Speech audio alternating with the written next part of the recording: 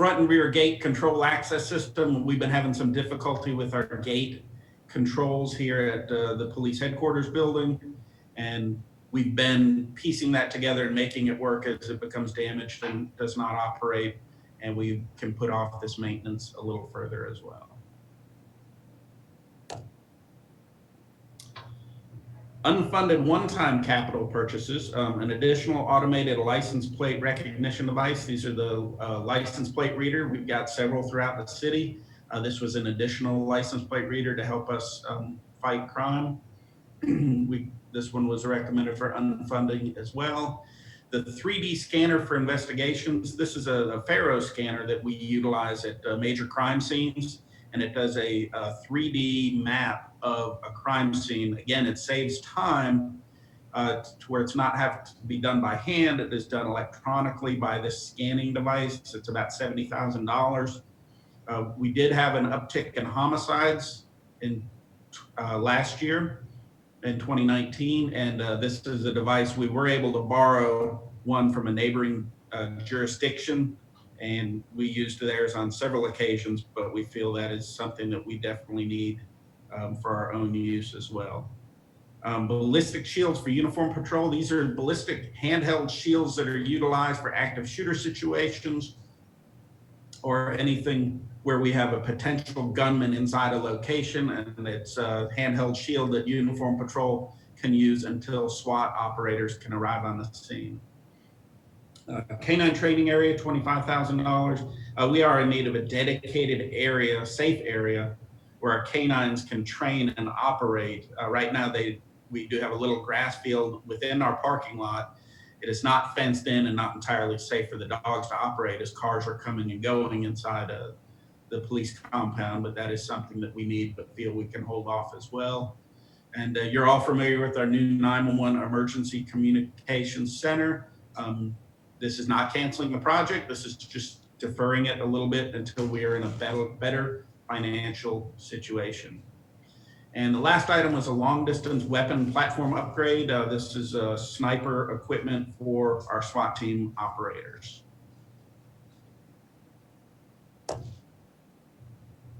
I'll talk briefly about our police department E911 fund. This is the fund that operates our E911 center, and you'll hear me in a minute talk about how proud I am of our E911 center. But our E911 center is funded entirely from 911 fees.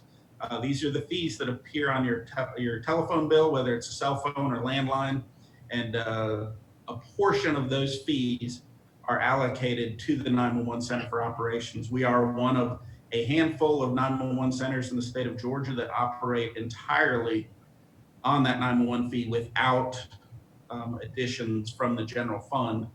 We have been working closely with the finance department as that gap gets smaller, and eventually we might need some funding from the general fund in order to make ends meet.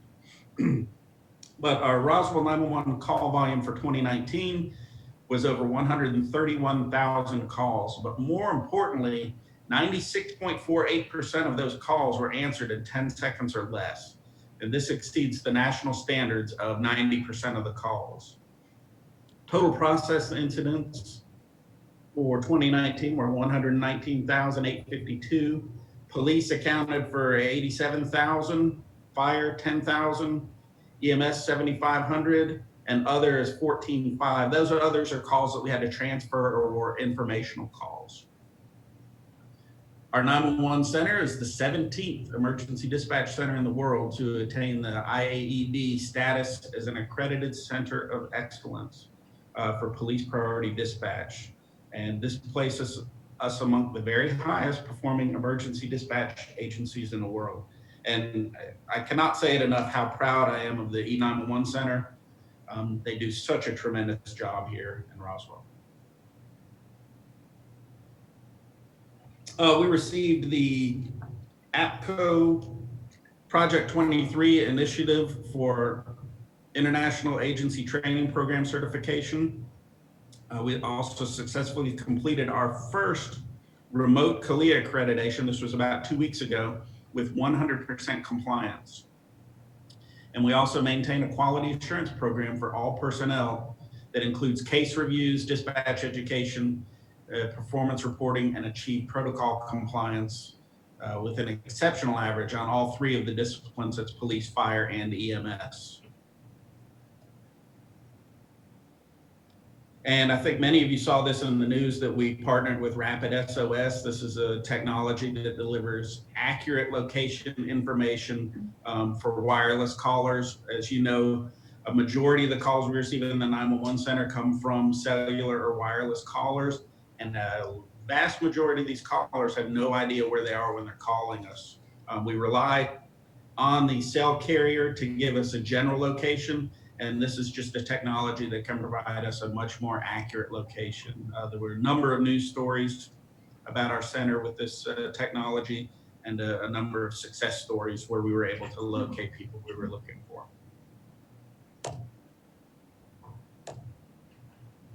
So what do we expect to accomplish? Full interoperable communications plans with our surrounding jurisdictions, improve and maintain our ACE accreditation, and also add the emergency medical and emergency fire dispatch protocols through those. We hope to achieve our APCO Project 33 training certification, maintain our EPD ACE accreditation, and of course maintain our CALIA accreditation, which is desperately important. Our 5-year personnel history, now these charts look like they're a tremendous increase, but you'll see the positions just went from 26 to 29 over the past 5 years. So that is not a huge increase in personnel. Matter of fact, we did not recommend any personnel increases this year. CPSM did recommend several increases in 911 staffing, but I did not feel that was appropriate at the time. And again, the proposed expenditure budget for 911 is $2.759 million. Again, 79% of that is personnel, which I mentioned is a very healthy number, operating at 12%, and transfers capital and other at 9%. Our 5-year operating expenditure history, as you can see, maintains pretty steady across the 5-year trend. We only have one unfunded request, and that was the proposed employee salary increase of 3%, which is recommended not to be funded at this time. We do hope to visit that in the future. And that is all for police. Thank you, Chief. Does anyone have any questions for the chief? Yes, Councilmember Zapata. Thank you, Mayor. Thank you, Chief. Very clear presentation. Question. A couple of things. One, the probabilities to fulfill the 15 vacant positions versus the full-time K-9 sergeant position and the full-time internal affairs. My point here is, like, if you're expecting not to fulfill all these 15 positions, there's any chance that you can use part of this budget to fulfill the K-9 sergeant position and the full-time internal affairs position? If you expect to, let's say, fulfill only 10 out of 15, you may have maybe funds there to fulfill those 2 critical positions on your staff. Thank you. Okay. Yeah, actually, I do expect to fill those 15 positions this year. We are, as I mentioned, with the policeapp.com, our applications have increased. We do have a number of applications in the pipeline. I think I have 3 job offers that I've extended now, which would reduce that number. Through this pandemic, we are continuing our recruiting, hiring, and testing efforts. Matter of fact, this weekend I have 21 applicants showing up for police testing this weekend. So we do hope to fill those positions. Okay, because historically we haven't filled all the positions that have been vacant.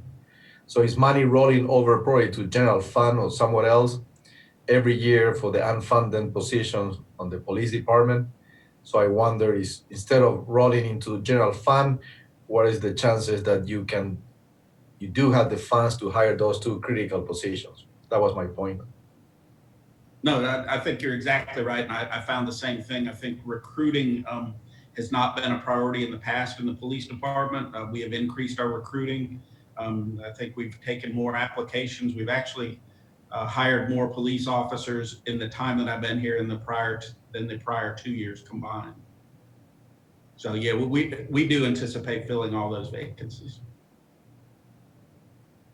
Thank you, Chief. Thank you. Councilmember Hall.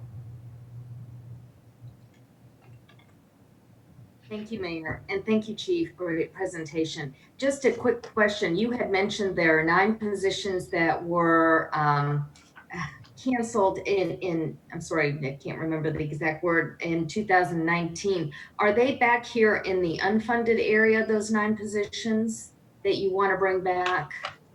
No, so the mention of that in 2019, and this is prior to my starting here at the police department, my understanding, they gave the police officers a 20% raise that year. And to fund that 20% raise, they unfunded 9. 10%. Oh, I'm sorry, a 10% raise that year. I misspoke.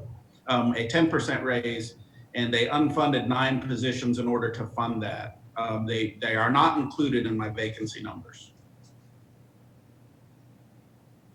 So is that something that you see adding at some point when we revisit the quarterly budget and once you get to your 15, or will you just go to these unfunded ones that you've listed? Is that the plan?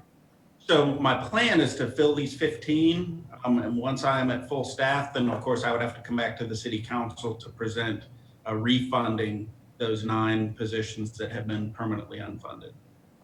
Thank you. Councilmember Tyser. Thank you, Mayor. Chief, I have to say this might be the first time that I've ever had a budget presentation where the presenter is wearing a bulletproof protective vest, and I think it served you well. I would like to add that it would be my hope that sometime between now and the first or second quarterly review that we can find the funds to fulfill many of the unfunded items that you have on your list. So thanks for the presentation, and we'll keep an eye out for where those funds might be able to come from. Thank you. Thank you. Additional question from council. We do not have any public comments on this part of the budget, so thank you, Chief. You have a great afternoon and keep us safe. Thank you so much. Next up is Environmental and Public Works. And Ms. Isso is going to be presenting. How did you get that lucky card? Where's Skalski? He'll come back on during the question and answers. So I'm going to let our budget this afternoon. And I'm very happy to be here with all of you. And like the other departments, I really need to say a special thank you to our finance department, to Ryan and Harpreet, Lacey and Lynn. We had done so much work up until the point that this COVID crisis struck, and they were just tireless in getting it reworked for us and really made it as easy as possible for all of us. So a big thank you to them.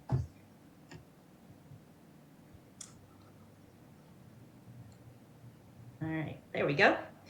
So what I'm going to start with is some of the highlights of what we've accomplished in the department this year. The Roswell Water Utility was recognized as Plant of the Year this year by the Georgia Association of Water Professionals. And together with that award and the four years of Distribution System Gold Awards, the Roswell Water System has now distinguished itself as a premier medium-sized system. And we're so proud of our talented and dedicated staff and the team that we pulled together, and mayor and council support has been so instrumental in making that happen. And so we're very proud of that. And this year you've also partnered with us and supported us as we've switched to real-time pricing in a contract with Georgia Power. And those anticipated savings that we were going to experience, the early results are actually very encouraging. And we think we're going to actually realize savings beyond the estimated 30 to 35% that we had spoke with you about earlier in the year. As far as environmental education, that's a big part of what we do, is trying to create an understanding of the environment and what folks can do to protect it. And through that, we've done a lot of education of students here in Roswell, along with giving tours of the recycling center and the water plant. We've had multiple events and festivals and workshops that have been really well attended. And the nice thing about that is that environmental education often results in dedicated volunteers. And we are really, really blessed here in Roswell because we have so many. A number of them that every week monitor water quality through the Neighborhood Water Watch sampling program that they partner with Riverkeeper on. And then we have a number of volunteers that clean up our rivers and Rivers Alive and our roads through Adopt a Road. And we've had a very, very successful year with that.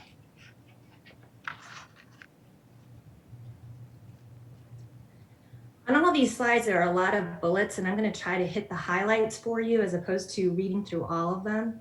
One of the other accomplishments we're very proud of this year is the shared stormwater agreements that we've been able to execute with Fulton County Library System and the Southern Post Project. Those were both very good agreements that we were able to come to.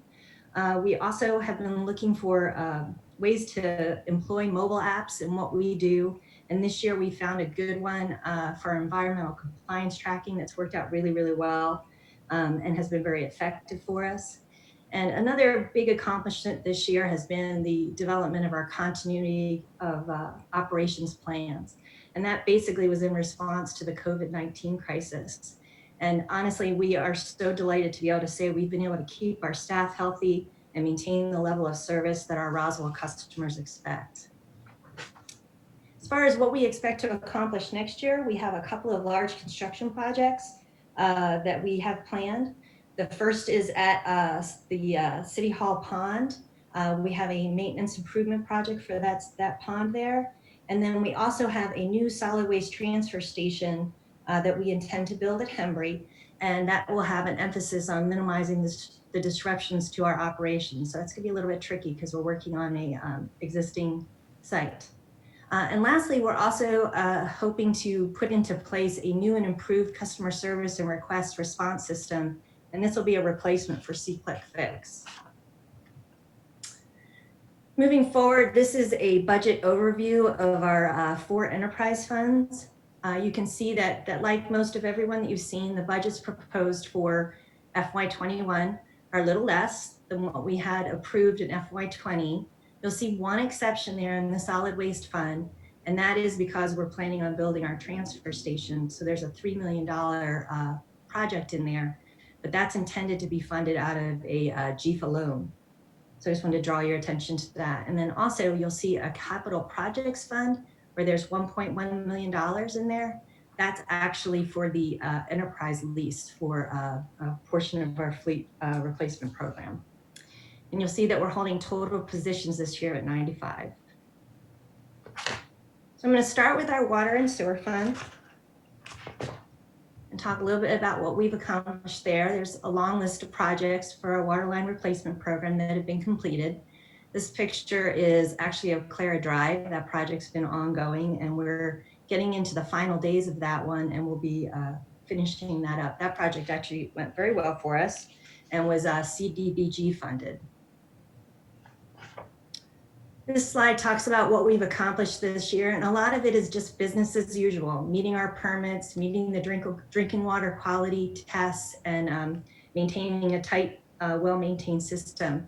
One of the high points was that we made a decision to improve our SCADA system and improved the communications between our tanks, Fulton County, and our water plant. Further accomplishments in the water fund were that we maintained the purchased water from Fulton County below 2% of demand, which is important for us. And we've also installed some new pressure monitoring technology. These are actually fire hydrants that are smart hydrants, and they're able to identify leaks and monitor pressure changes in the water system. And I'm proud to say we're the second in the country to actually install these hydrants in the system. What we expect to accomplish next year is more of the same, just doing the best job we know how to do, meeting all of our drinking water standards, And another really important thing for us is take care of our meters. Our meters are our cash registers. So we will continue to calibrate meters and to replace meters on the schedule that we have created over the last few years.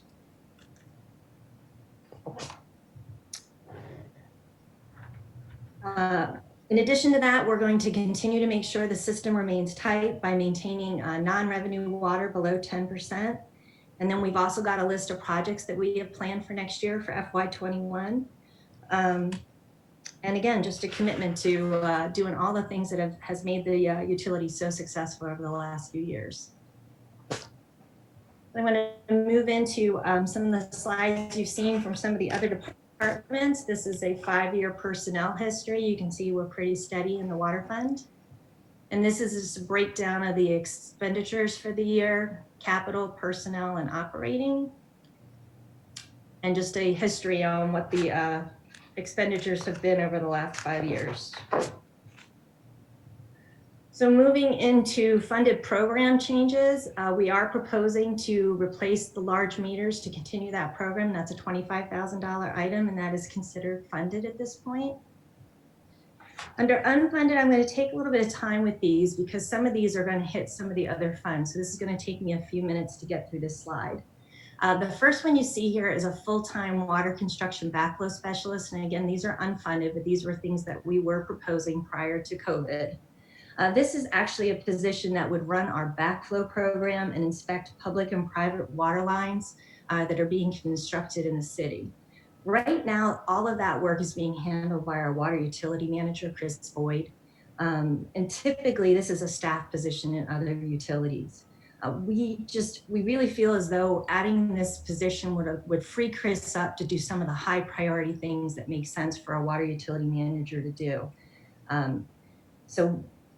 In the meantime, since this is not funded, we'll consider talking to some of our standby consultants about providing some of this expertise to free Chris up. And this will actually probably run between $100 to $160 an hour, but it's something we will look into. The second position is a part-time support services position. So in the course of some recruiting that we were doing for the department, we came across some high-level expertise that's out in the marketplace that is, for whatever reason, more interested in a part-time kind of position. These are people that are retired individuals, students, also individuals that are maybe family care providers and need a more flexible schedule, but possess the kind of specialized expertise that we typically go outside to our consultants and pay that 2 to 3.5 time multiplier time their direct salary, whereas these folks, if we could bring them in as part-time people, we could actually address some of our important needs in EPW without actually paying for a consultant to do those kinds of things. So this is something we'd like to consider as the year gets underway as a possible funded position. The next one is the salary increase that you've seen on some of the other slides. That's a 3% that we're going to leave as unfunded. And the last one are some position allocation changes. So each year we take a look at the people who are what we consider our support services folks that hit all of our funds, depending on how they're spending their time.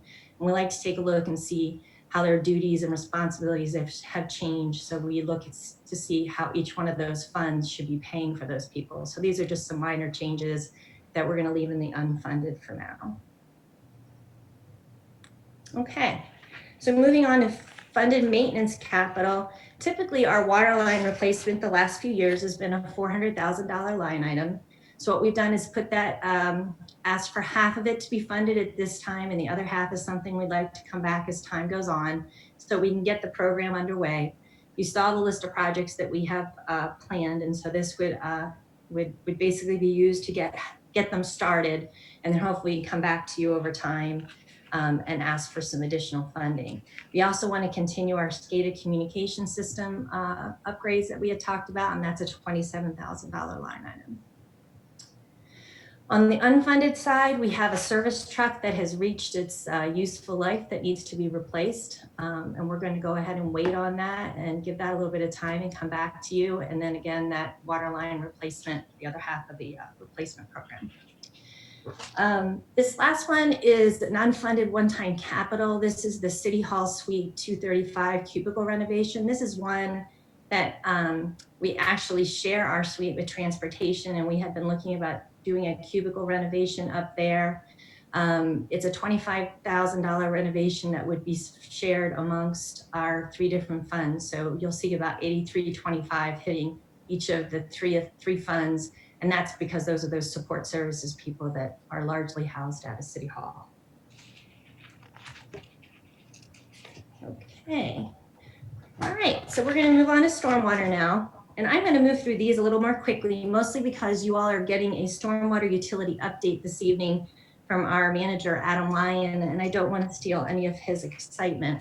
So I'm on the what we have accomplished side. I just want to talk about the second bullet, which is our remote camera inspection van, which is a one of the things that we had funded last year through our fiscal year request. And this new van has allowed us to respond more quickly to pipe defect issues. And it's also allowing us to implement a comprehensive cross-drain inspection program.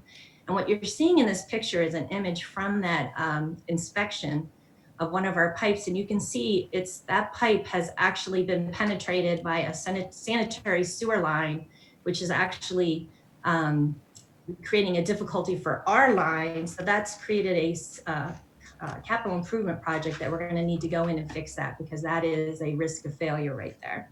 And we were able to capture that through our camera van. Another thing that we implemented this year was reinforced concrete pipe installation. This is something that typically we prefer concrete pipe, but it's more challenging to install. And previously we did not have the excavation and compaction equipment to do this kind of work. We actually procured that equipment over the last year, and our folks have had some training, and now we're able to install these projects ourselves, whereas previously we had to have contractors come in to do this work. This is actually a picture of our very first project. Moving along, so we continue to be committed to GI and its use, and one of the things that we did this year was install some monitoring equipment on the Myrtle Zion project, the permeable pavers that were installed about 4 years ago.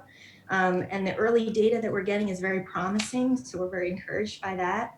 And we've also made great progress this year on our CIP list. We've completed 12 of the top ranked projects, and at this point, all of the money that we had for CIP projects has either been spent or is encumbered going into Q4.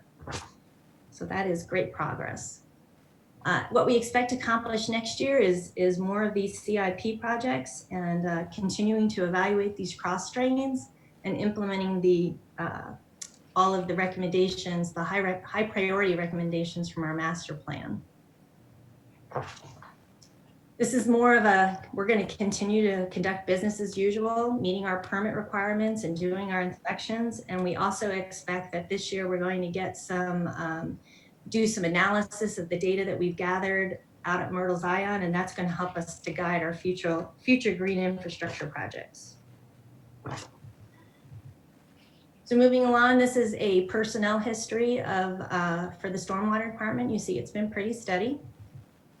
And this is the breakdown of our total expenditures in that fund. And here's just the 5-year history, again, pretty steady. And moving to some unfunded program changes, we have that salary increase and the position allocations that we spoke about earlier. And on the funded maintenance capital side, what we're requesting is to split the pot of money that we typically request, and to start off with $500,000 to get going on our stormwater master project list for the year. And then we'd like to come back to council as the year goes on and look to see if it would be appropriate for us to fund the remaining $550,000. Here's that City Hall cubicle renovation on the unfunded capital list. And then we had a large equipment replacement that we had planned. We have an all-terrain gator that needs to be replaced, but we're going to wait on that one and come back to you as the year goes on. Okay, we're going to move to the solid waste fund.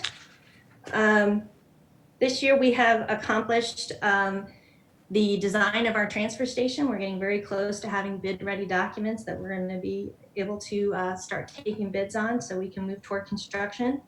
But I think what we've accomplished that we're probably most proud of right now is that through the last 9 weeks of the COVID crisis, we've been able to keep our staff healthy and we've kept our trucks on the road. And that has been no easy feat. And I can't say enough about the folks we have working there. We have about 53 people in that group that have learned new ways to do their jobs and to wear PPE and to do the best they can to stay healthy. And that has really served our residents really well. And so I'm very proud of those folks. And I'm also happy to say that last week we were able to reopen the recycling center. We're working half days up there, and we got such a enthusiastic reception from the residents who are coming and bringing us their recycling. And the volume has been unbelievable. So we made a good choice in opening for half days because we spend the other half of the day processing all that material and getting ourselves ready for the next day. So that has been a good news story. As far as what we expect next year, we're going to continue to conduct business as usual and manage all those contracts. And most importantly, we're going to construct a transfer station. And that's going to be very interesting because we have a lot of operations up at Hembray that are going to be impacted. And we're doing a lot of hard work now to make sure that we understand how to best keep everybody doing what they do every day as we do some construction up there. From a budget overview perspective, here's the personnel history over the last 5 years. And we have that pie chart that doesn't have the numbers on it. I don't know what's going on there. I'll tell you, it's about 27% personnel, 32% transfers and capital, and 41% operating. And we're gonna hope that's just a one-time thing. Let's see. Okay, good. All right. On the solid waste expenditure history, this gives you the last 5 years. And then moving forward to unfunded program changes. And again, this is a repeat of some of the things we've talked about, that part-time support services position, the employee salary increase of 3%, and the position allocation changes. Those are all unfunded. And then on the funded side, we have the funded maintenance capital. We're requesting our residential garbage truck as a funded request. And on the unfunded side, we've got a commercial garbage truck. The trailer, we replace one of the trailers at the recycling center each year. And then we also have our baler at the recycling center. And that actually, just to call attention to that, that is original equipment at the recycling center. That is 21 years old. And we do have some challenges in getting that repaired when it goes down. And when it goes down, that is what bundles all of that cardboard that all of our residents like to bring to us. So that is a big deal. So I would expect that we'll be bringing that one back to you probably as soon as we think it's advisable to get that baler replaced. Okay. On the one-time capital, this is where we have as a funded proposal, the transfer station, which is a $3.1 million project. We are proposing to get a GFA loan, a low interest GFA loan that we qualify for as a water first community for that amount, and that's to protect our fund reserve. And the unfunded item there is that cubicle renovation that we've seen in some of the other funds. Okay. Last fund, Fleet Services Fund. So this year we have implemented a new software program that we've been utilizing called Hyperweb. And we have also purchased heavy equipment lifts, which were part of last year's fiscal year approved items. And that is to service our large fire and sanitation trucks. This is a picture of those lifts, and you can see one of our garbage trucks on the lift there. And as far as what we've accomplished this year, we have moved over to a leasing program through Enterprise for all of our light duty vehicles. That's the F-250 and below. And that has gone pretty well, has not been without its challenges, but we're doing well. And I think it was a good decision for the city.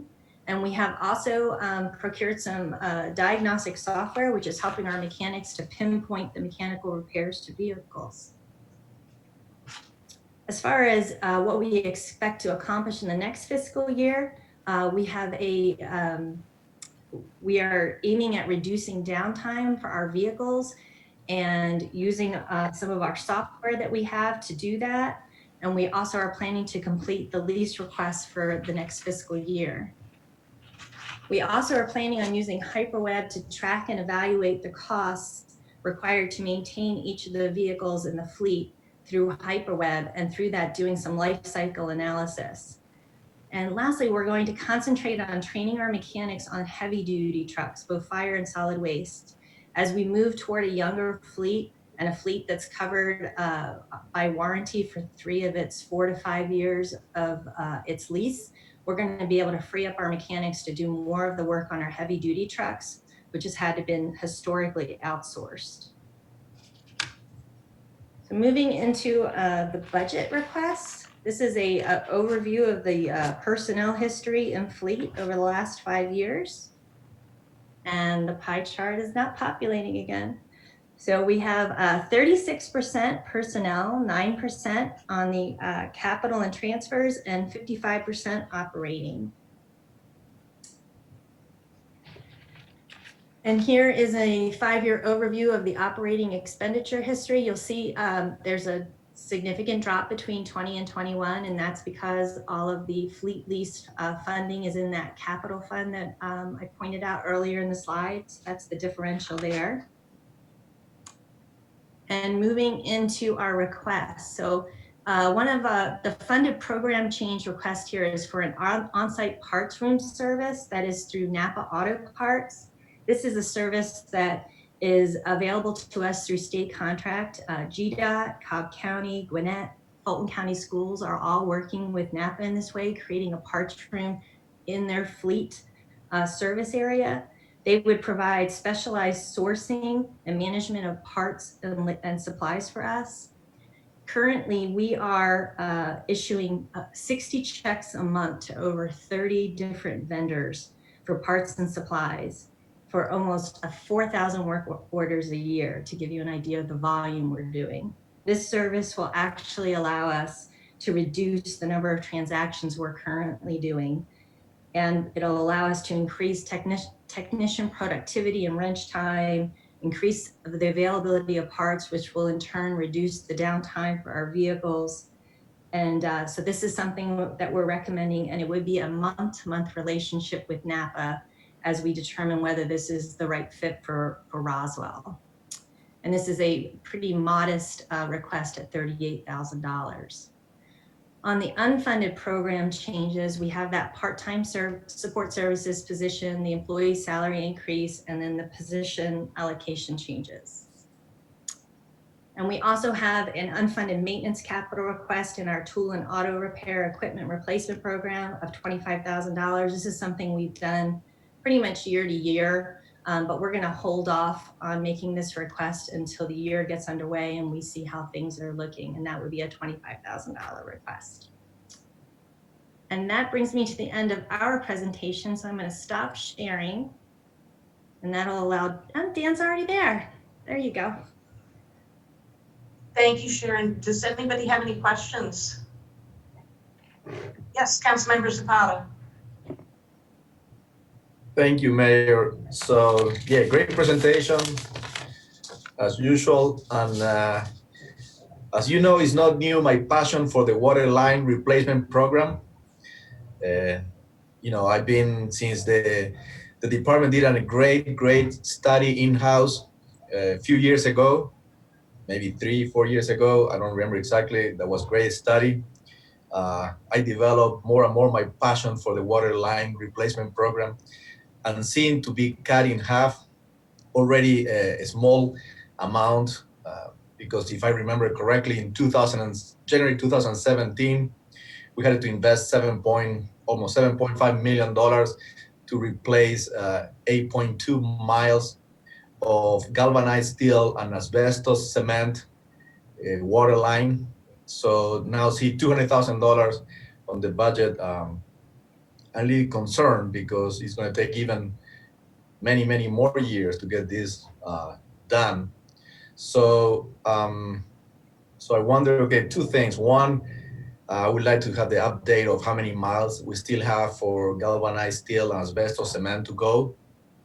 And number two, what can we do to bring it at least to $400,000? That is what we've been more or less doing every year to try to, advance a little by little every year on this water line replacement program. Thank you.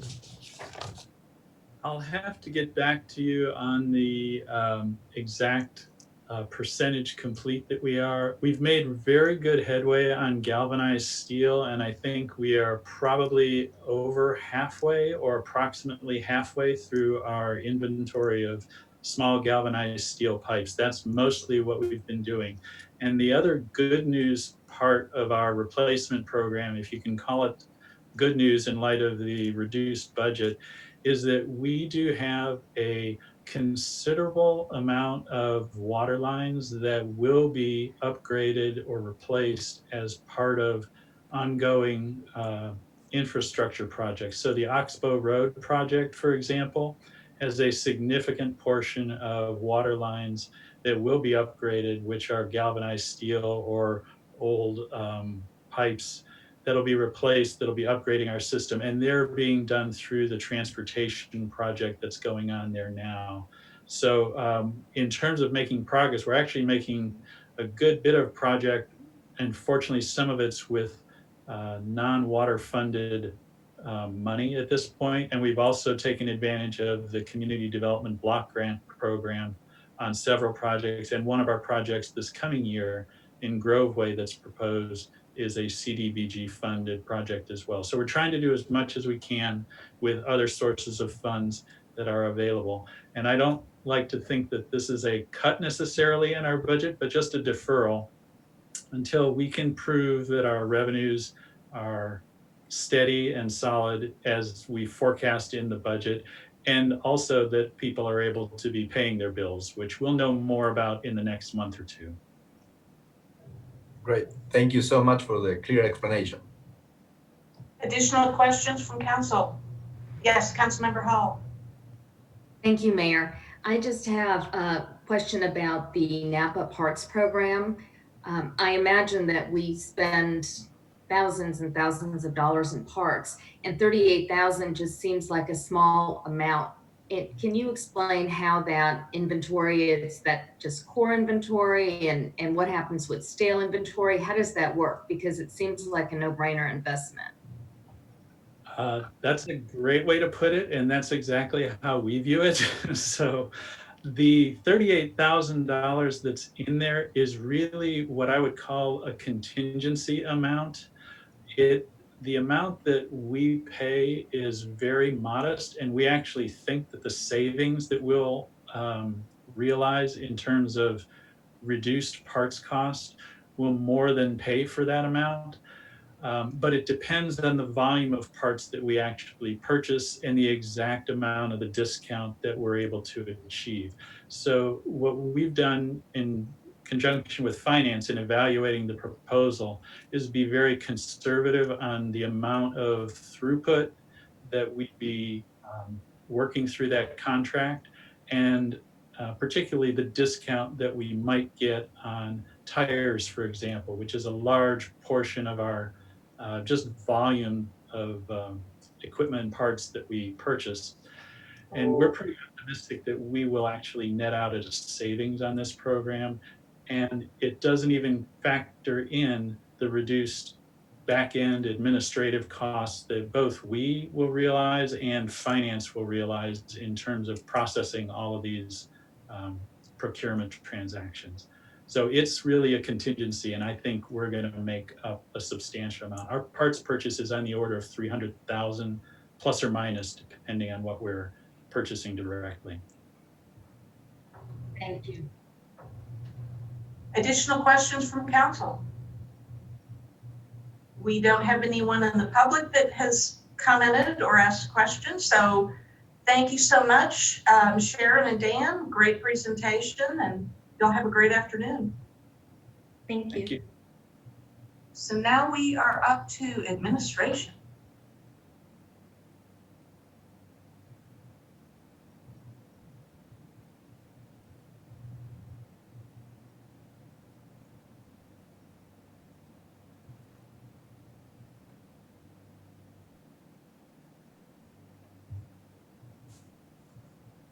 Thank you, Mary Henry. I appreciate that. Welcome.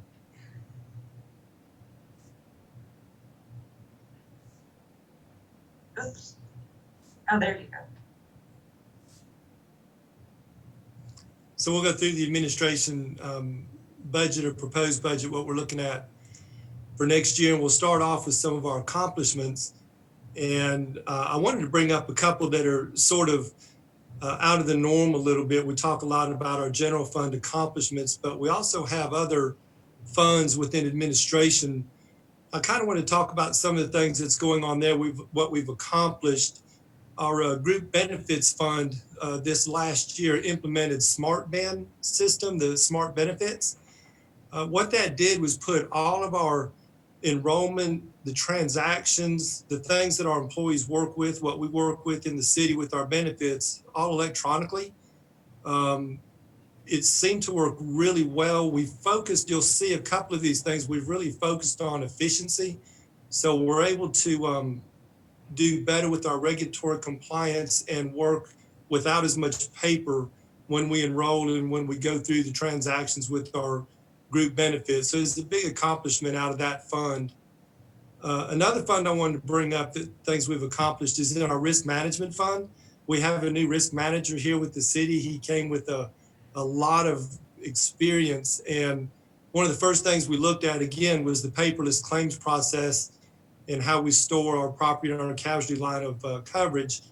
And through this, again, we're looking at being more efficient in doing things online rather than having to come in and push a lot of paper around. But it's really helped for working with our risk management information system that we've had to be able to do all of this electronically. So two of our funds that are really focused on efficiency over this last year.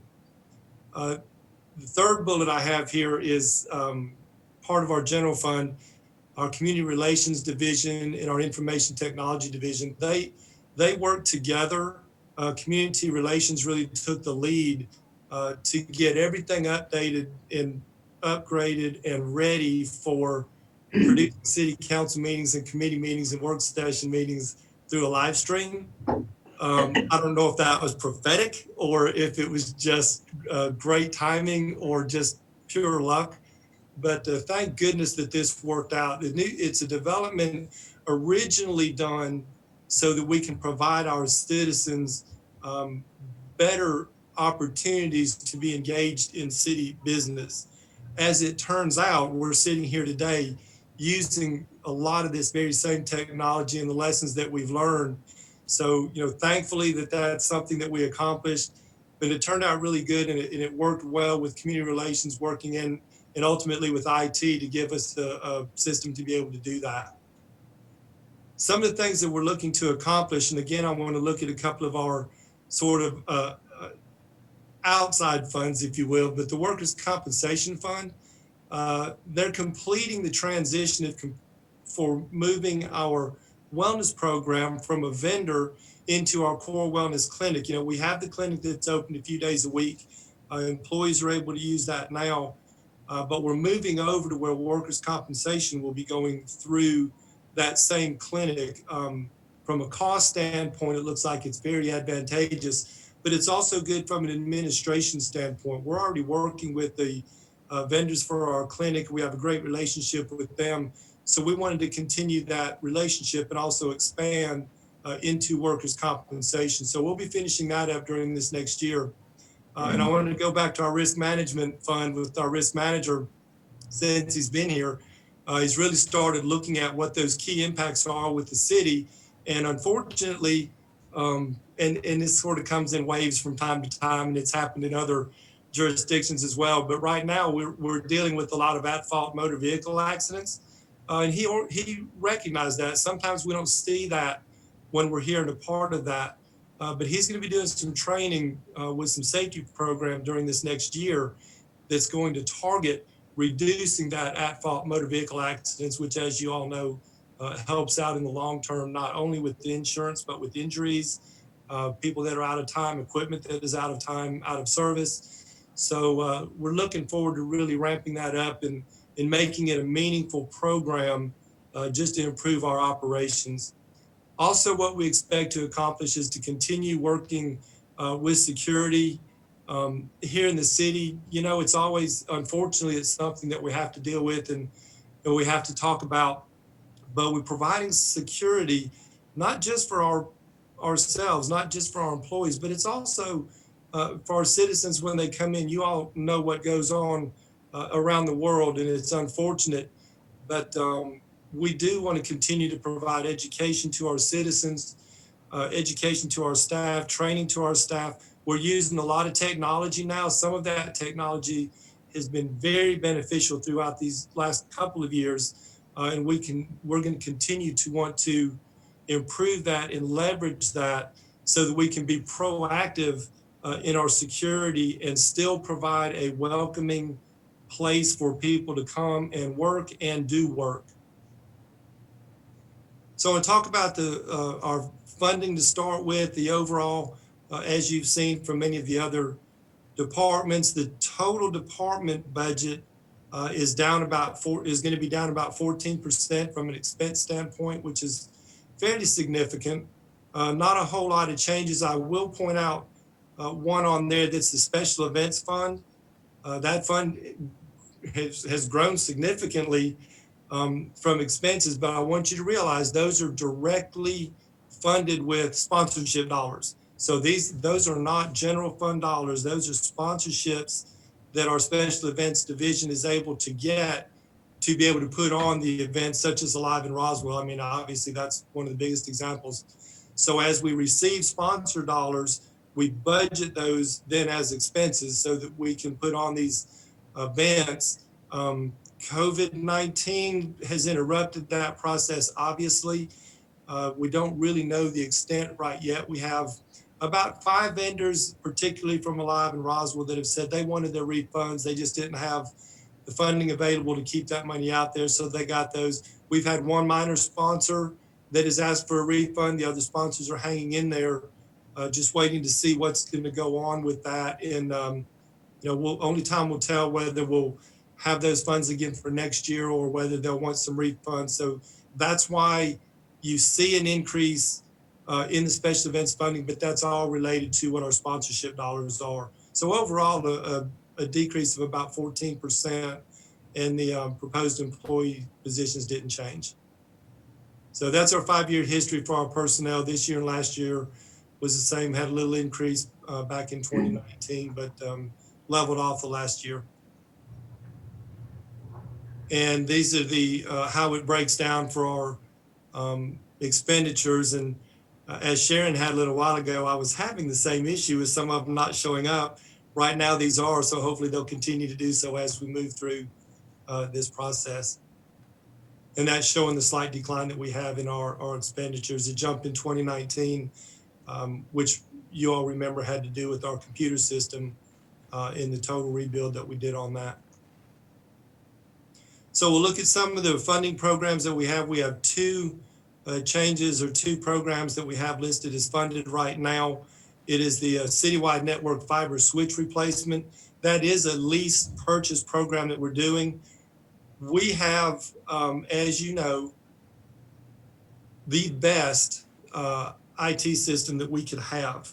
And you all funded that back in 2019. And it is, again, worked phenomenally during this particular time. We're very fortunate, I guess, now to have gone through what we went through, because it gave us an opportunity to get what we all wanted was the best system we could get. The fiber switch replacement was the next step. It's very important right now, but the switches that we have on our fiber system gives us access to everything. It's the access for our whole network, the internet, the applications that we use, the documents that we store. Our phone services goes through these switches, even our printers, because you can print to any printer anywhere, and our Wi-Fi connectivity all comes through switches. And that Wi-Fi is not only for employees, but it's also for citizens when they want to connect on. So we basically have two different type switches on our system right now.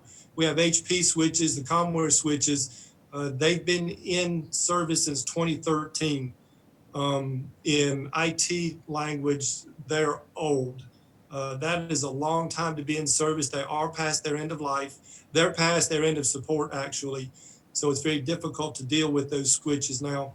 The other switches that we bought a couple years later, the MRV fiber switches that are on our actual fiber ring are 4 years old. Well, 2015 is when they were installed. And again, at that age, they're at their end of life. So we need to be replacing those. The last two interruptions of service that we had on our IT system were both switch related. So this was the next step.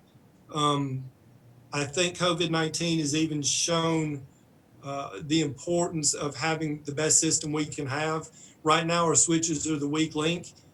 They pass all of the data. Everything that we do goes through these switches, and we've got to get these things replaced so that they will all be of the same age, just like our equipment is all at the same age now. And then we can manage those moving into the future. If they fail now, they're very costly to replace and very difficult sometimes to replace. The new switches have a lot more functionality to them for redundancy. They're of course much, much faster.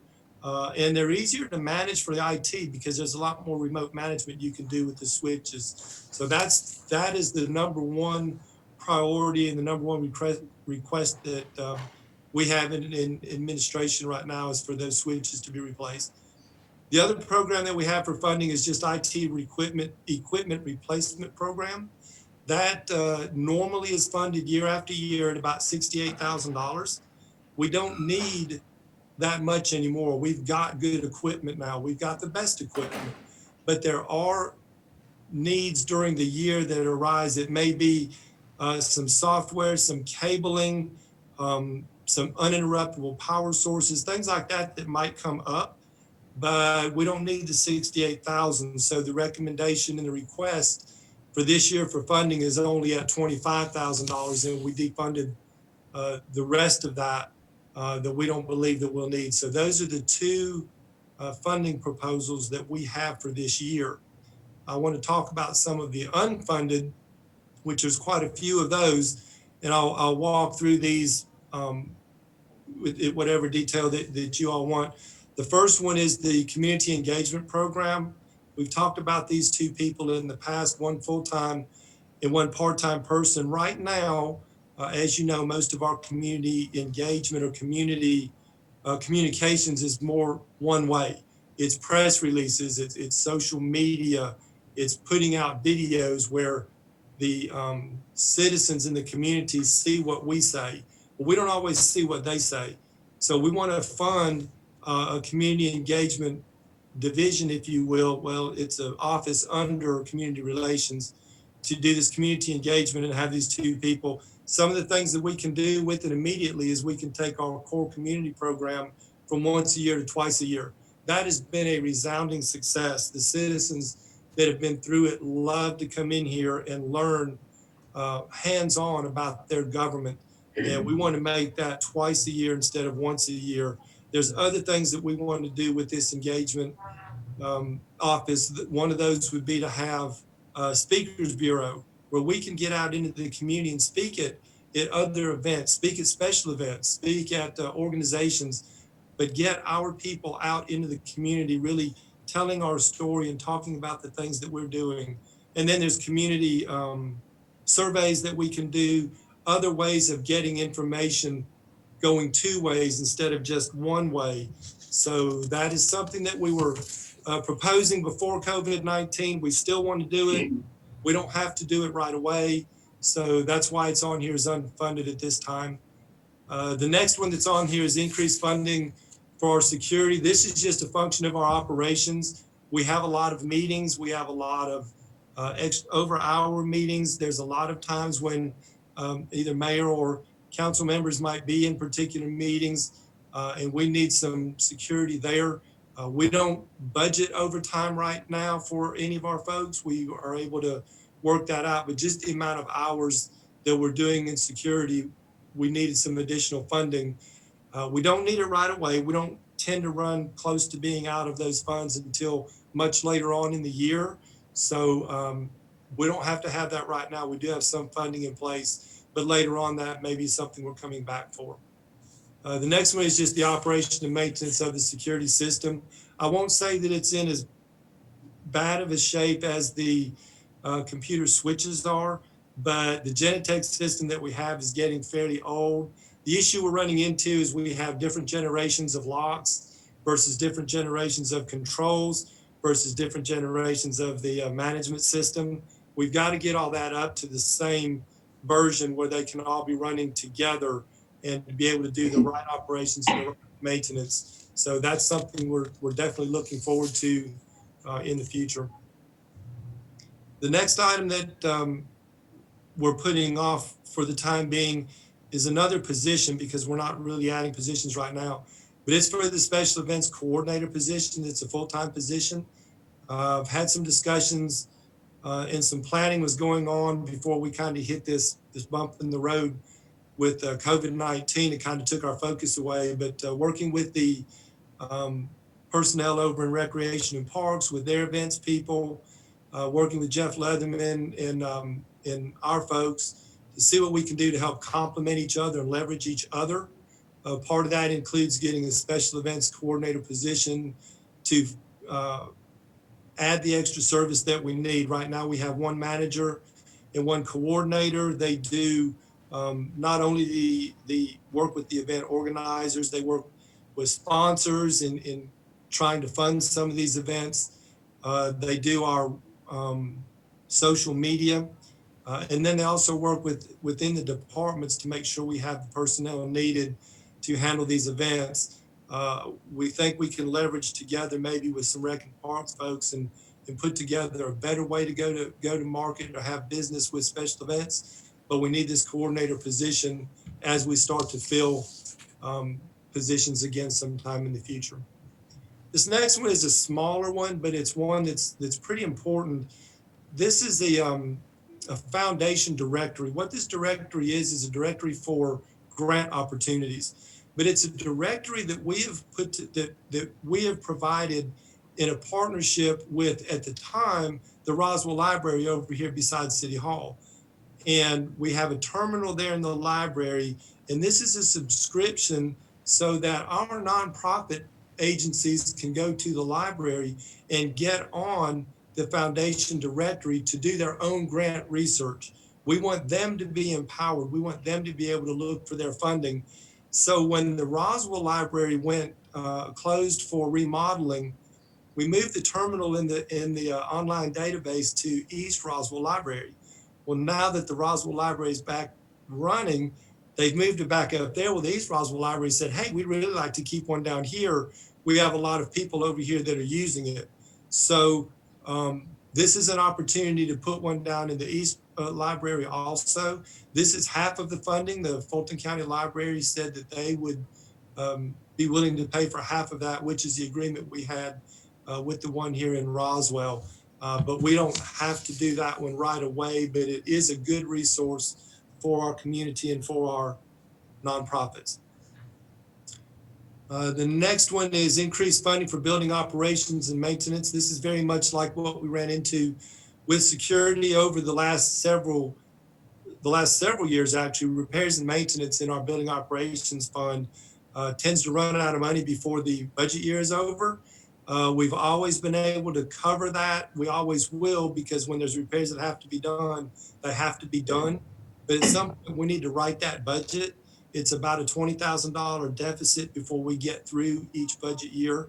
So we're asking to get that budget replenished so that we can pull the expenses out of that line item as it should be, rather than just trying to find money or putting something else off that can't be done.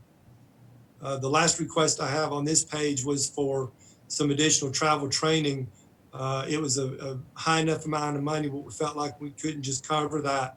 Our city clerk and our deputy city clerk are, as you know, as professional as can be, and they've got some good experience and some good training. They're both they're looking to go through the International Institute of Municipal Clerks to get their certification. They do have state certification now, and they even have a master's program that they've done. The next level would be the international level, and they're very excited about doing that, and it's about $2,500 that we would need to add to get that other certification to allow them to continue their professional development. So there's a couple of maintenance items, maintenance capital that I want to talk about. And I'll jump down to the second one first. We'll kind of go backwards on this one, the IT equipment replacement program. That's that unfunded dollar amount where we left it at 25,000 for things that we might need during the year, but we don't need the whole 68. So we unfunded $43,000 because our system is very new and we don't need to replace some of the things, but we still have to have some dollars in there for unforeseen equipment during the year. So that 43 was partially unfunded from the 25 that we kept. The City Hall citywide facilities maintenance program, you all are very familiar with that. We've been doing that, golly, for years now.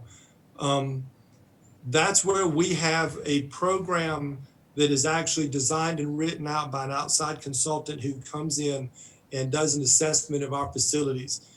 You heard Director Leatherman talking about the $150,000 that they have unfunded for right now to include more of the recreation facilities. That will all be a part of this program for this year. I don't want you to think that we're totally deferring maintenance, because we're not. But this year, we still have about $400,000 left over, or not left over, but still in that account. And we have projects identified for that money. So work is still going on even today on our planned maintenance for our facilities, some HVAC work, some roof replacements, some HVAC controls. Those things are still going on. What this money is for the next year. So we'll be looking at this on a quarterly basis, and this will be one that will come up as soon as we can feel comfortable from Ryan and Harpreet in finance on how our finances are moving forward. We'll certainly want to do this. None of us want to defer maintenance, but we do have projects right now that we're planning to continue, and certainly we'll continue to take care of our buildings. But today, or July 1, we don't necessarily have to have that money yet. It can wait a little while as we finish up some of these bigger projects we're doing. We will use up almost all of our money for this year. But as you know, every year that we've had this program, whatever is left over from the last year rolls over into the new year, and that dollar amount comes down. We've never taken money out of that account, and we've never refunded that account. We've just moved that money and then lowered the amount that we would ask for each year. And we'll continue to do that as we continue to move forward with this program. It's a great program for us to be able to take care of our facilities and kind of level out and plan for our needs. So we have a couple of one-time capital items that are not funded right now. I think some really important projects that we need to be doing in the future, but not today. The Information Technology Strategic Plan. We're not working under a official strategic plan, but I will tell you what we've done in the past would make you think we are. Maurice Price, our IT manager, has done a phenomenal job of looking to the future. He's put together a lot of cybersecurity protection. He's done a lot that we can recover if an emergency happens. He's built a phenomenal system, and he's got some great people working for him. So our IT system right now is in great shape, but we want to see in the future a written formal plan. We'll do in-house what we need to do, though, because we are planning strategically moving forward with our IT, but at some point in the future, we would love to get that documented and really thought out so that we have that plan, but it's not funded right now.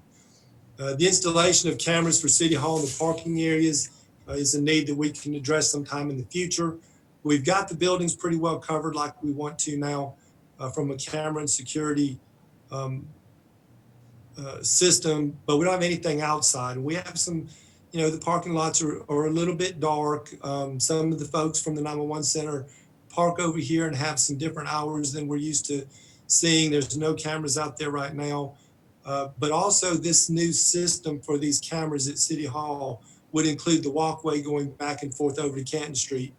And we have always encouraged people to use our parking lots after hours. So that's something that we look forward to in the future. Along with this next one is the security upgrades at Hembry. Right now, the existing gate that's at Hembry is unsecured. They've had some theft in the past. They do get illegal dumping and just trespassing people coming through. That's sometimes a recurring issue. So this will be the installation of an automatic gate and then 2 security areas for employees to come in, and it'll just help us kind of monitor and control and tighten up who's coming in and out and at what times they're coming in and out up at the Hembry facility. The last one-time capital item that we have is the City Hall elevators. They're as old as this building. They're starting to show that a little bit. It's not a mechanical issue right now. This is a renovation of the actual boxes, the actual parts that you see going in and out. And at some point, we need to get those things updated. The building is gorgeous, and the elevators are a part of the building that when the doors are closed, you don't notice it. But once you get up and start in and look around, you can kind of tell. So at some point, we want to bring those up to the standards of the rest of the building. So those are the unfunded items that we have within administration right now. I talked a little bit about special events already. This is a total expenditures. And this pie chart is not one that's missing anything.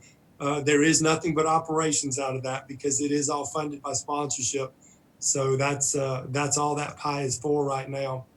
The risk fund, we have one person in our risk management area, and that is our risk manager. And like I said, he's done a great job, and looking forward to a lot of other good things from him. Just the one person, the risk kind of breaks down as you see. About 79% is the actual operating. Personnel is about 125 with the benefits.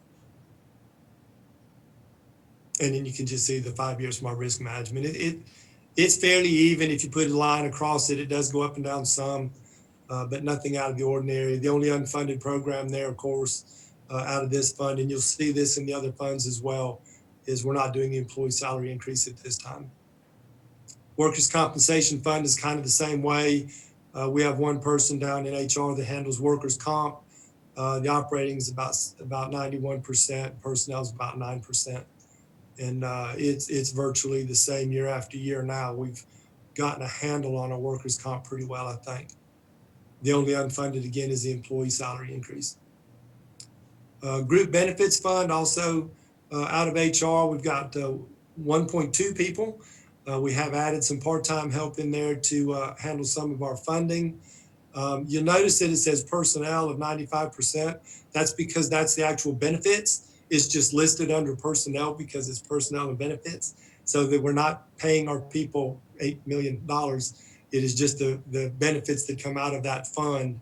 Operating is about $459,000. And it had a steady increase of a couple $100,000 every year, and it just continues about that same way. And the only unfunded there, again, as you saw in the other ones, is the employee salary increases. So then the last one we have is just our citywide funds. And at this time, there's no unfunded program changes in there. And we have the employee salary increase that we're not doing right now of $1,148,000. And we hope to revisit that as soon as we can see what our financial future is going to be like. And with that, I'll answer any questions that anybody would have. Council, have any questions? Councilmember Zapata. Thank you, Mayor. Thank you, Michael. Great presentation. I would like to go back for a minute to the, our page is 164, citywide facility maintenance, Yes, sir. the $2.5 million unfunded. Yes, sir. And, I went back to our approved 2019 budget, and I saw there 1.9 million approved in 2019 budget. Then I went to the 2020, our 2020 approved budget. And I saw there another, what was, 2.9. 1 million, or, no, where was, 1.9. So 1.9 for 33 facilities. Then I saw 1.9 for 33 facilities. So now a couple of questions. One, I see that increase from 33 facilities to 70 facilities. Point number one. Point number two is how this is going to affect, because since we have this maintenance program year after year, and not having this year, at least for now, how this is going to impact to the condition of the buildings, and how we're going to play catch up down the road if we don't do it this year. Well, that's a legitimate question, but I don't think it's something that we're not going to do this year. I think that will be the number one thing in my recommendation, other than the two items that we have funded. Our facilities condition assessment in the maintenance program that we do has been outstanding. We do continue to increase the number of buildings, which is what we're looking at this year by bringing in, we'll do an update to this program. As a matter of fact, it'll be this year to where we'll update and have even more buildings in there. The first year we didn't get all of the buildings in, so we've been including more and more, which is why Rec and Parks is also wanting to include theirs. The 2020 revised budget was actually 2.9, and we did actuals of about 1.9. So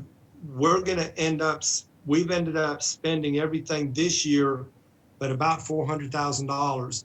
And those 400,000 are still going to be spent. We actually have projects with those already identified.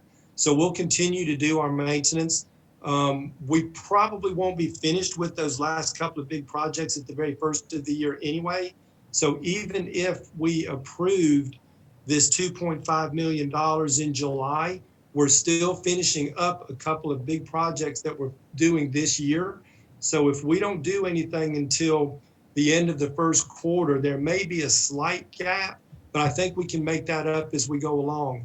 I would agree with you. If we go for a whole year out, we got to do some catch up, or we've got to do some new planning on the system. But I think we're okay if we just put a pause on it temporarily while we finish up the projects that we're doing, and then we get started again next year, maybe first quarter, maybe mid-year at the most. We still should be in good shape.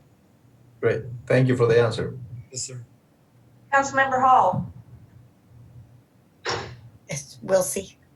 Hi, Oh, I thought- Marie, it's Wilson, sorry. Well, Yes, I thank thought you, Michael.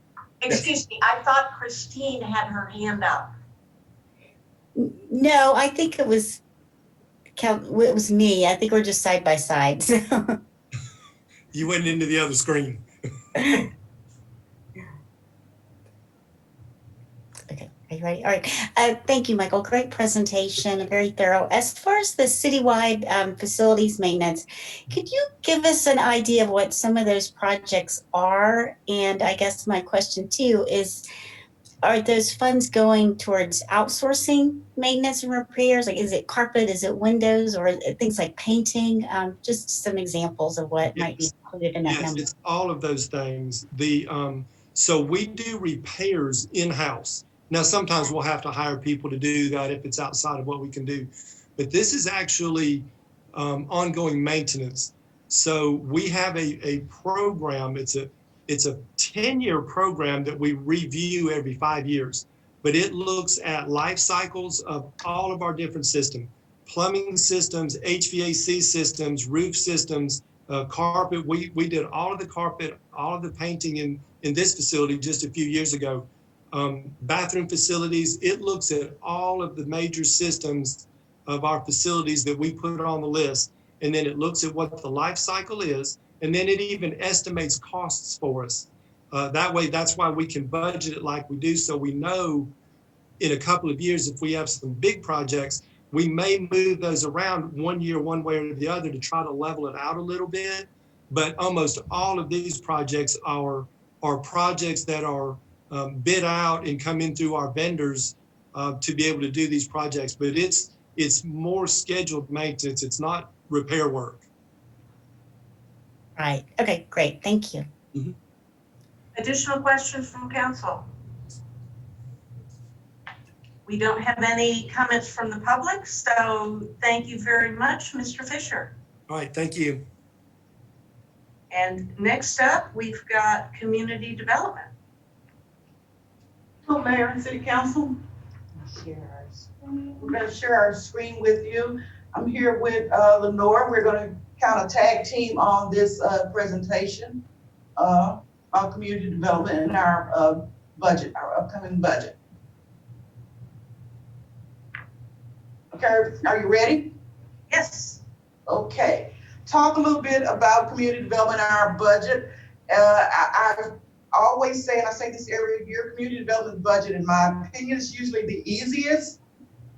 And in this, for tonight, it's going to be the shortest. Talk a little bit about what we've accomplished. We've accomplished amending the various codes related to environmental improvements related to stormwater and to floodplain ordinance. Of course, we were redesignated for the Plan First community. We completed the historic resource inventory survey. That's phase one. We'll talk a little bit about phase two later. And through GIS, we have had completed a 3D model of the historic district. And if you haven't seen that, you can go on the website and see that. It's very impressive, where the staff, the GIS staff, basically have put the historic district in 3D. We've also initiated the 2040 comprehensive plan. We've already started that process. In fact, I think next week we have our first virtual committee meeting. So that will be ongoing into next year. We've already started the urban plan update, and that's the urban redevelopment plan, working with Roswell E. That is necessary for when we get ready to reapply for the opportunity zone. As most of you are aware, the opportunity zone expires December 31st of this year, and the only way that we can continue on with participating in the Opportunity Zone program is to reapply. We've completed the historic district master plan. That's a small area master plan where you focus on, in this case, we focus on a 2-block area. So that plan was completed. The staff through community development facilitated the Census 2020 by assisting in creating ways to encourage our community to be counted, including a complete count committee that was appointed by the mayor. One of the things that I think, and I think Lenore would agree, that went extremely well was the restructuring of building and code enforcement divisions. As you are aware, previously up until last year, those services were provided by a contractor. Last year, we made the decision to bring the services back in-house, and the transition went extremely well. The next thing that we are very proud of accomplishing is the regulating plan for the Historic District Master Plan. I should also mention that the Historic Master Plan was approved also in this year. The final thing I think we have for a list of accomplishment would be the update to the city standard construction specification. And this is a project that's been underway way over 10 years, but through the Lenore and through Janelle, the city engineer, they were able to get the changes done and get it presented to you for approval. So what do we expect to accomplish in the upcoming year? Well, the upcoming year, we have to complete the 2040 comprehensive plan update. And the expectation is that plan will be completed and ready to submit to the Department of Community Affairs and the Atlanta Regional Commission exactly a year from now. We also expect to complete the urban redevelopment plan. And with that plan, we will then apply to the Department of Community Affairs for a new opportunity zone designation. That application has to be submitted probably no later than September or October-ish, so that we can hopefully get a new designation prior to the expiration of the current opportunity zone. The one thing that we've included in our scope of work for the comprehensive plan that council has been asking for, and that is to initiate and complete a diagnostic of the Unified Development Codes. We continually hear that there are issues with the code, and one of the things that we've included as we go through the comprehensive plan is to have a consultant to do a complete review of the UDC. UDC is in line with the comprehensive plan and the strategic plan, because it's the UDC that implements both of those proposals. We also expect to complete the historic resource inventory survey. This is phase 2. This is for those properties that are outside of historic district, because believe it or not, many of us live in homes that predate 1970, so they are eligible, or could qualify as historic structure. And this is one of the things that the state has asked us to do. We're also pursuing a grant opportunity to supplement that survey. And in addition to the survey, we will like to update our historic resource map. The map dates back to 2003, and a lot of the historic resources have been lost.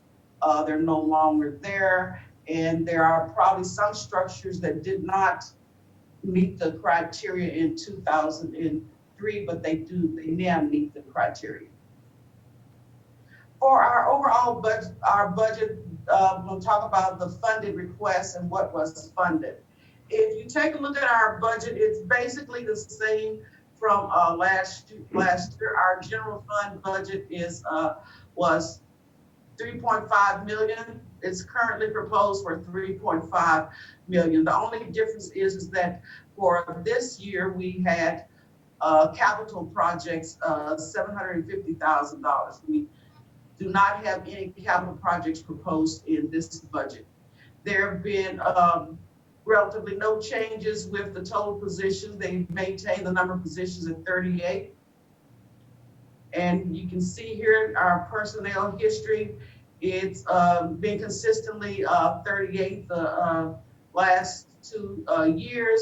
The difference with FY 2017 through 2019 is that we had staff that were contract employees, so they were not on this list. So that's the difference between 2018 and 2020.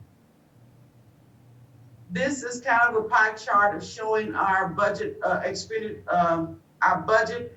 And if you can see, we're mostly personnel. We're personnel with a smaller amount for our operations and some capital. And so we're kind of lean and mean when it comes to funding outside of paying for staffing.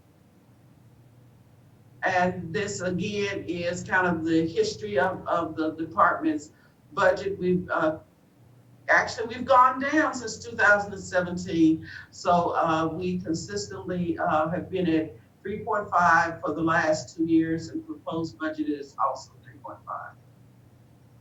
Now we get to talk about our unfunded requests. I'm gonna turn that over to Lenora. So we have 4 unfunded program changes. The first one is a recommendation that we had to actually add an additional service here in community development. This would be fulfilled by a full-time building plans reviewer, and they would be able to offer expedited permit services. We would need someone who not only could operate as a permit technician, but could do on-the-spot plan reviews. Hence the reason why it's the building plans reviewer position title. This person would also be able to support general plan reviews and inspections on the dates when they were not performing that expedited plan review service that we hope to offer in the future. The second one is to increase funding for codifying the UDC text amendments. We do have a line item in our budget now for covering this. However, based on additional estimates that were given to us, or revised estimates that were given to us, this was an increase in funding. But we're able to delay this, and we'll be coming back to ask for this later. The third item is a part-time code enforcement officer. This position would specifically be used to help our staff cover temporary signs that have been either not permitted, installed in the right-of-way where they're not allowed to be, or they were permitted, but the permits have expired and they need to be removed. In addition, this position would be able to facilitate a lot of the concerns that are raised to our staff over the weekend. So that's why we had him as a part-time person to work a couple of weekdays and then one weekend day. And then the fourth unfunded program change was one additional leased vehicle for our engineering division. We do have each of our inspectors have their own vehicles, and then we have a team of about 5 people who are all having to share one truck, and all of those positions have times during the week when they need to make field visits, and they are struggling sometimes to be able to schedule the use of that one vehicle. Again, it's something we are able to postpone until later. And then last, we have one unfunded one-time capital request that we have pushed off. It's actually, originally we had this as 5 iPlan workstations. We're hoping we can actually fund one through some funds that we already have available to us. This is to facilitate digital plan review, something that we're actually implementing in a sense now because of the fact that we're accepting all of our permit applications via email. So we are having PDFs and image files sent to us now. This particular workstation allows us to do much easier plan reviews of those digital files with being able to mark up the plans and generate the comments. It would be a very big time savers. Our fire department is actually using this program now, and we're really impressed with its abilities, but it's something that we feel we can hold off on for now. And share our screen. And that's community development, so. Thank you. Does council have any questions? Councilmember Zapata. Thank you, Mayor.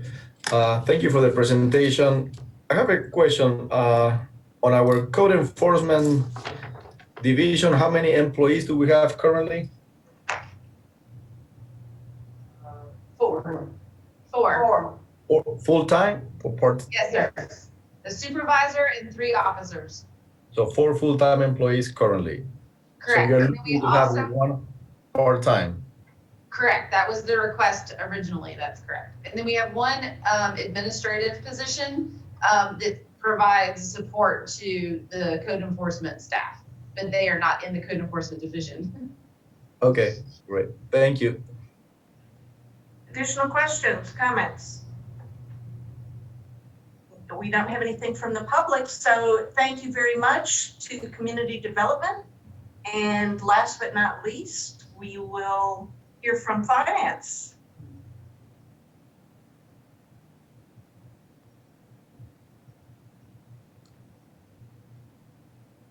Good afternoon, everyone. Good afternoon. Everyone see that okay?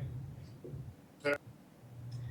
I'm going to try and give Alice a run for her money on who has the shortest presentation here. So I'll first get into what we have accomplished in the finance department.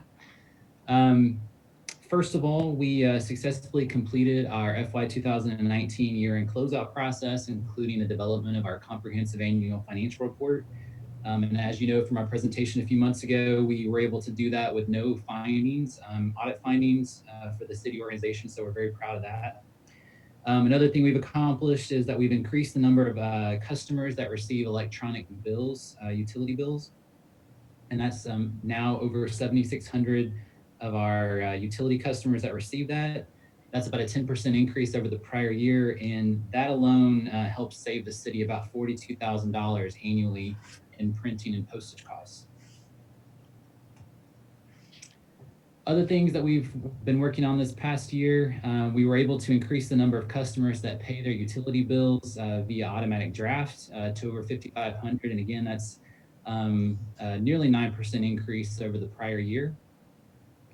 And another big accomplishment from this past year was that we were able to successfully complete our 2019 property tax billing, as well as a huge part of that was implementing the new floating homestead exemption, which that ended up affecting about 17,000 of our approximately 30,000 households here in Roswell. So we're very glad that we were able to get that implemented, and just want to thank our IT division because they were a huge help in getting our financial system updated to be able to do that.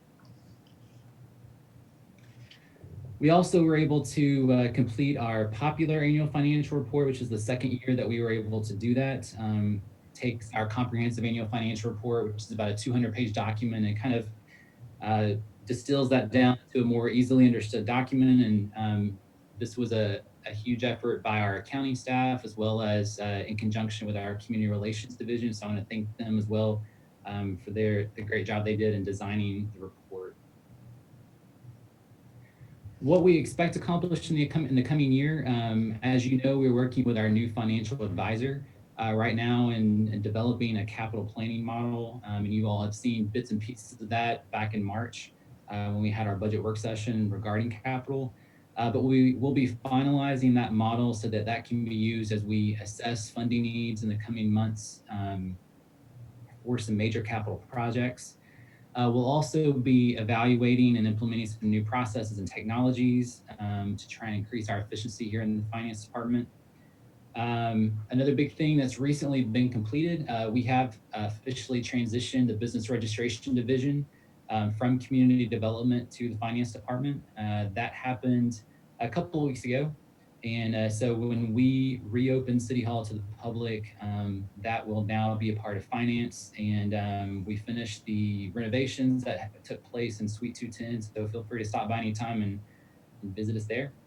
Again, we'll also be working on updating some city financial policies, procedures that we pay attention to each year. We'll be developing some training programs for our city employees just to provide them education on finance-related policies and procedures, as well as just a continued transition to a paperless environment to try and be more efficient and save funds as well. For an overview of the finance department budget, so you can see three funds here. For our general fund, very minor increase there, about $73,000 over the prior year. And that's primarily the difference that you see with the business registration division moving from community development to finance. That explains most of that increase there. Our debt service fund, which is where we pay our bonded debt, that's a small decrease for FY21. And then our auto rental excise tax, that budget, we're expecting $300,000 in expenses, which would be a transfer out, which is a decrease. And the main reason for that decrease is the very first year back in FY20, we were actually transferring out of that fund 2 years worth of collections. So now that that's done in FY21, this will just be a single year of collections that we're proposing to transfer out. Position-wise, our position count did increase during FY20 as we moved this division from community development to finance by one person, and we're maintaining that in FY21 at 31. So this gives you an idea, this next chart gives you an idea of our personnel history over the last several years. As I said, in FY20, that one increase was the business registration division moving to finance. In terms of our budget overall, we're proposing a budget in the general fund of $3.28 million. As you can see, most of that is personnel. About $651,000 of that is our operating budget.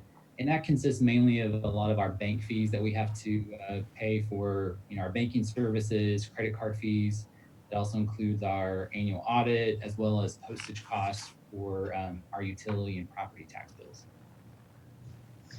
And then you can see here a 5-year history of our general fund operating budget. Regarding unfunded requests, the finance department, we did have one request this year. It was for funding for our e-procurement software. It was unfunded, just like for the same reason that we talked about with everyone else. I will say that just because of the importance of this request, and we are also down one position in our purchasing department, and because of the hiring freeze, we were able to find the funds within our current budget to move forward with this because we think it is so important. Basically, the impact of doing that with our current funds is it does take some flexibility away from us in terms of future needs regarding if we had future tasks for our financial advisor or things like that we might have to more carefully consider. But I felt like this was such a needed thing that we really needed to move forward with it. Basically, what this will allow us to do is accept all of our bids and requests for proposals through an online portal, all electronically. It greatly increases our efficiencies in our purchasing department. It allows for the online submission of documents, the online evaluation of proposals. So we're working on getting that set up right now, and we're very excited about what we'll be able to accomplish through that. I also wanted just to mention our auto rental excise tax fund. Just real quick here on this slide, you can see by state law, we are limited in what we can use these funds for. But this is an excise tax on auto rentals in the city of Roswell. And this slide tells you here that these tax dollars can only be used to fund or to promote industry, trade, and commerce and tourism.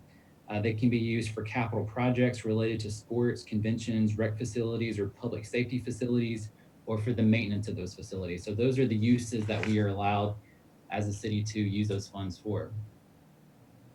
For this fund, we are proposing an expenditure, a transfer out of $300,000 transfer to the general fund. And this would be, as it says here, for promoting the purpose of promoting industry, trade, and commerce. And really, this is connecting to the funding that you saw proposed yesterday for Roswell Link.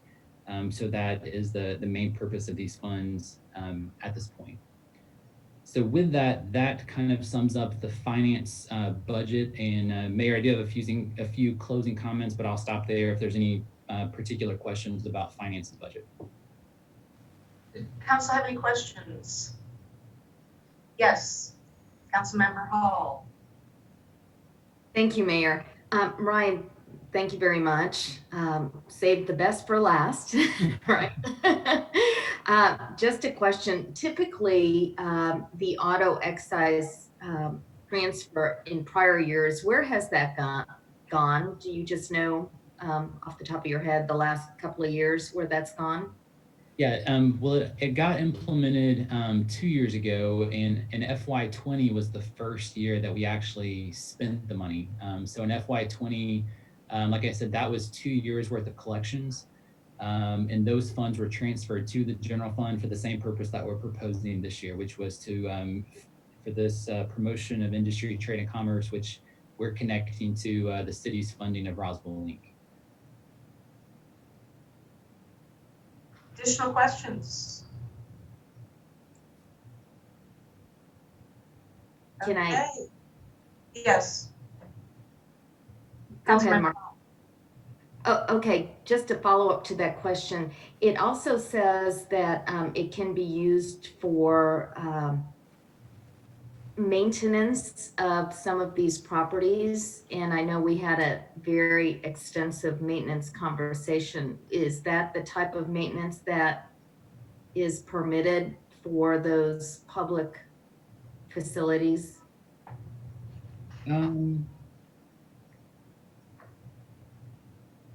I don't know that it can be used for existing facilities, but we can check into that with our city attorney and see. I know it's specific to the construction of new facilities that meet those, that fall within those criteria, or the maintenance of them. But we can definitely look at that and get back to you on that. And my question would be to Mimosa Hall, because that's also a tourist destination, and I know that we're looking for funding for that. Here, I'll check on that. Councilmember Zapata. Thank you, Mayor. Actually, Councilmember Hall just took my question, but I would like to, drill in a little bit more in there too. So, yeah, it would be very important to know if we can use for historic homes maintenance. We are deferring maintenance or actually building permits for the Mimosa. So this will delay the usage of our big investment asset we have in the city. So that would be really good to know if we can use the auto rental excise tax fund for historic homes maintenance, and specifically, again, mimosas. So, so I think it's important if you can find out more details about the usage for historic homes and who are related definitely to tourism and events. So, point number 1, 2. Okay, great. So seems like if I understood correctly, you did already acquire the e-procurement software, right? Yes, that is correct. Great. Okay. I'm a big advocate to get you more software technology to avoid mistakes and increase productivity. So I'm glad to hear that this is done, and so we can forget about this slide. And thank you. Thank you. Additional questions? Mr. Luckett, closing remarks? So just wanted to remind everyone about our next steps. Our first budget reading will be on Tuesday, May 26th, where we can consider any changes that the council may have. Our second budget reading, and that will also serve as our final adoption of the budget, is Monday, June 8th.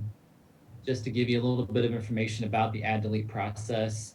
So budget staff will be compiling those requests that we receive from the mayor and council. That can be adding or deleting items in the proposed budget.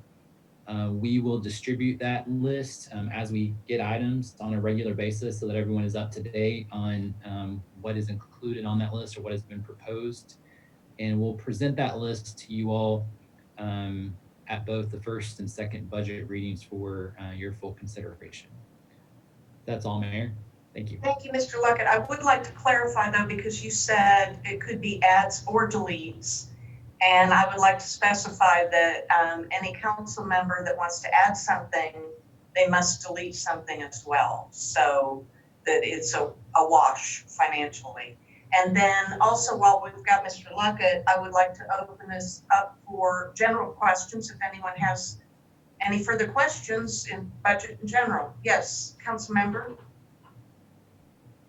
Thank you, Mayor.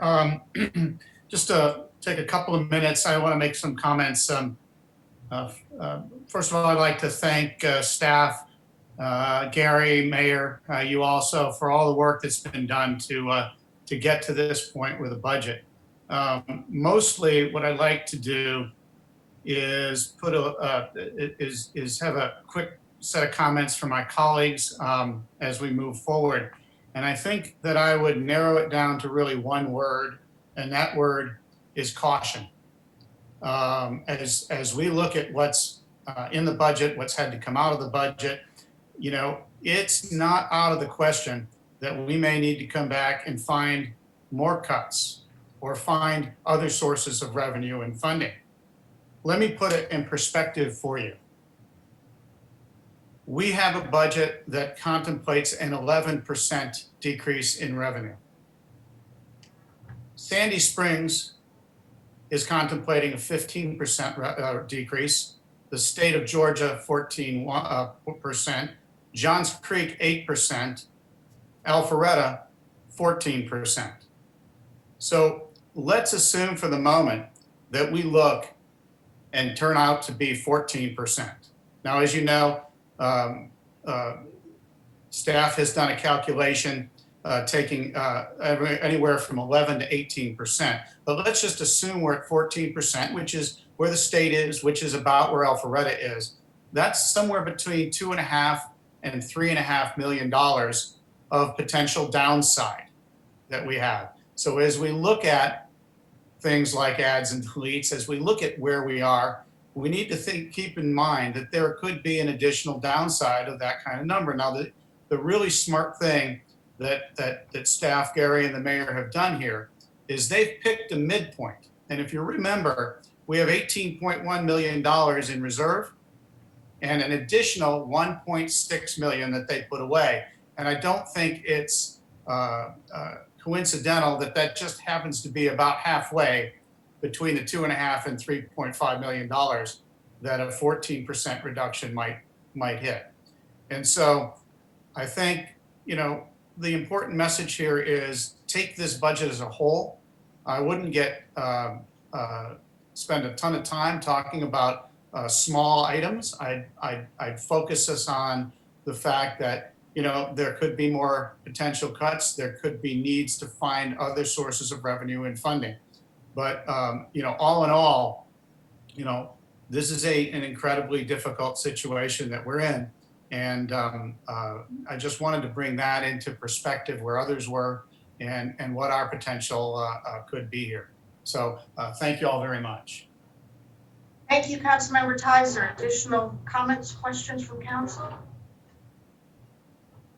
Well, thank you all for spending the better part of your day with us. And we've got another one to go in about a half an hour, so don't be a stranger. We are adjourned. Thank you. So,